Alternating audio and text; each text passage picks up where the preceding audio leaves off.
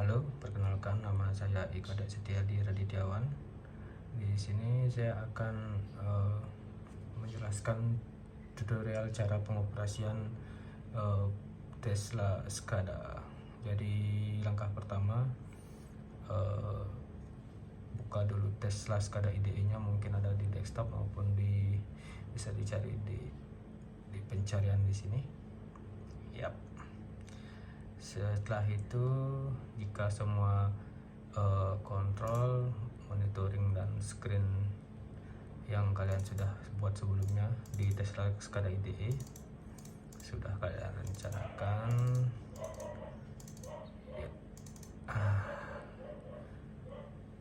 setelah itu mungkin kalian bisa coba buka Tesla SCADA rantainya. Setelah itu kalian buka file, open, lalu cari file dengan save yang kalian save. Open. Oke.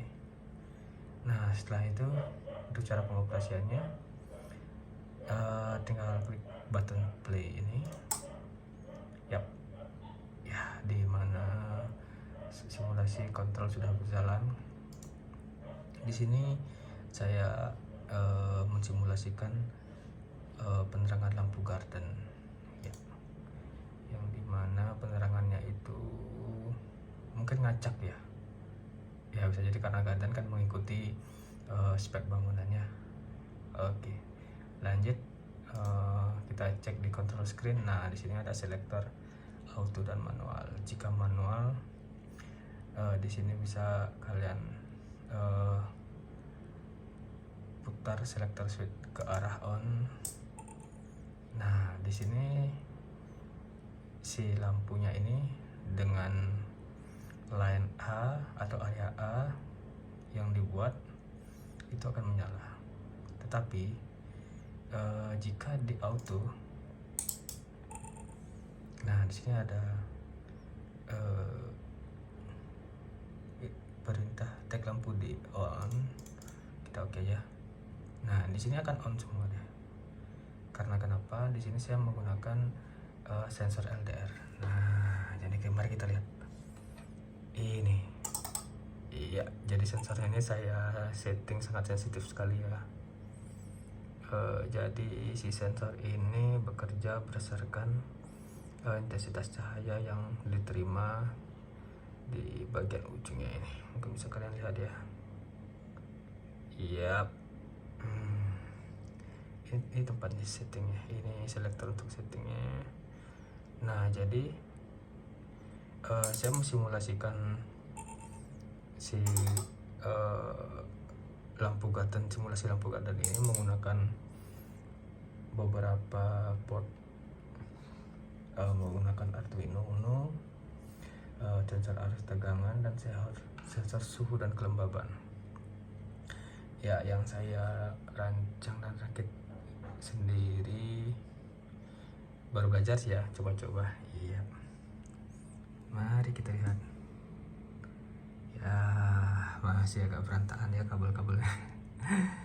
Jadi jika si sensor yang tadi ini, nah ini mendapat intensitas cahaya, otomatis si lampu indikator ini, nah ini diperumpamakan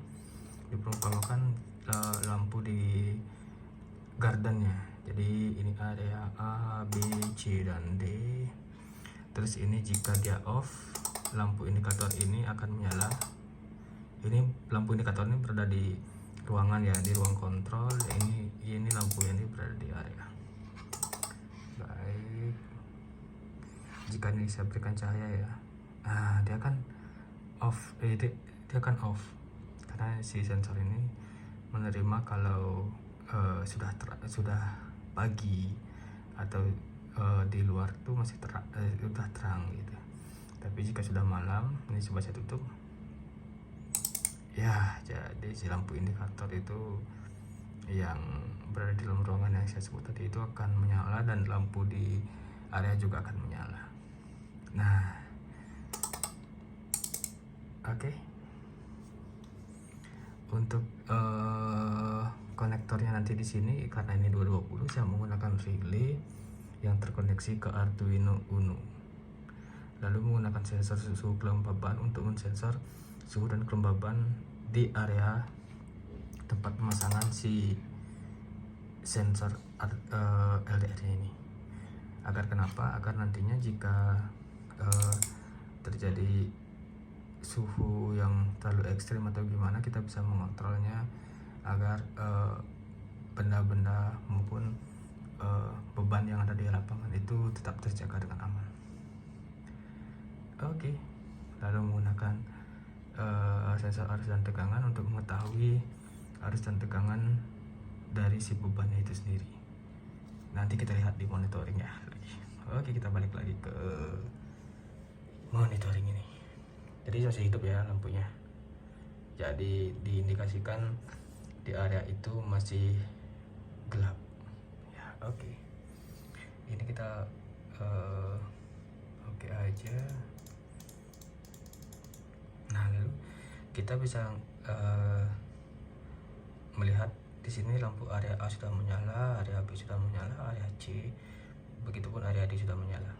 Nah, ini ada tanggal nanti di setiap screen, nanti dari screen awal sampai screen akhir itu ada tanggal dan jam itu untuk mengetahui jam berapa sih sekarang gitu, tanggal berapa sih, biar recording datanya juga enak nanti ya. Oke, kita lanjut ke monitoring screen. Nah, di monitoring screen ini terlihat ada arus, tegangan, daya, dan frekuensi. Nah, jadi yang tadi sensor yang saya tunjukinnya ini, nah ini terkoneksi dengan CT-nya ini, itu menunjukkan arus, tegangan, daya, dan frekuensi. Dimana di sini arusnya nggak kelihatan ya, 0 masih 00 karena bebannya kecil banget. Oke, di sini tegangannya kelihatan ya sekitar 226, dan dayanya juga kelihatan sangat kecil ya, juga frekuensinya. Nah, di sini suhu yang sama maksud tadi. Jadi diumpamakan suhu di luar itu 29 derajat, jadi 29 derajat itu masih aman lah, masih oke. Terus di data monitoring, nah di sini di data monitoring ini kita nanti bisa melihat kapan sih waktu si lampu area A, B, C maupun D itu hidup tanggal berapa. Nanti ini kita bisa geser-geser ya. Nanti di sini kelihatan dia ke true false. Kalau true itu dia on, false itu dia off. Nah, di sini grafiknya karena dia kecil ya. Nah, di sini baru karena jalan sebentar, dia grafiknya baru jalan sampai di sini saja, sangat kecil sekali. Jadi ini grafik arus, tegangan, daya, dan frekuensi tadi itu bukan kelihatan di sini, tapi karena bebannya kecil, jadi arusnya ini sangat rendah sekali dia. 0, ini ya kelihatan ya, 0, baik. Nah, jadi nanti jika kita mau memanualkan si lampunya di sini juga bisa, kita tekan manual. Nah, kita off kan, oke. Area A, area B, area C, area D. Ya, jadi kalau off itu warnanya merah ya. Kalau kita on kan lagi, ini secara kita sembunyiin aja ya, ya di tempat yang gelap. Oke, kita on kan, kita auto si selektor sini nih ya, otomatis lampu di area garden akan menyala semua ya. Nah, jadi saya jelaskan sedikit. Jadi di sini ada input AC 220 volt untuk memberikan tegangan si sensor arus dan tegangannya ini. Lalu dia terkoneksi ke port USB, dan sensor tegangan ini dia menggunakan CT untuk mendeteksi arus, daya, dan tegangan yang tadi saya maksud. Terus untuk sensor suhu dan kelembabannya ini dia masuk ke sini dulu memakai ya kelihatan ya. Iya, dia memakai port masuk ke port USB nanti juga menggunakan RS485. Lalu dari sensor arus daya dan tegangan suhu dia terkoneksi dan terperintah oleh si Arduino Uno-nya ini. Nah, si Arduino ini juga masuk ke port USB-nya juga. Jadi nanti dia sekalian masuk ke port di sini. Ya. Oke, nanti karena ini bebannya si Arduino-nya ini 5 volt, beban di area itu 220 volt maupun ada yang 380 volt ya. Mungkin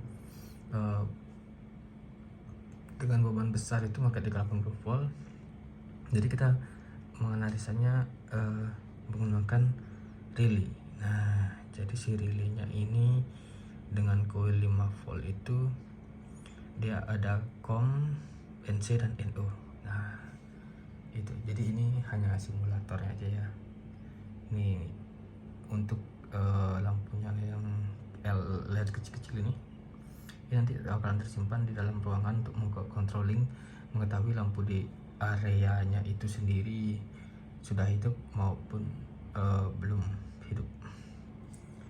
Oke, begitu saja tutorial penggunaan Tesla SCADA dari saya. Terima kasih, sampai jumpa.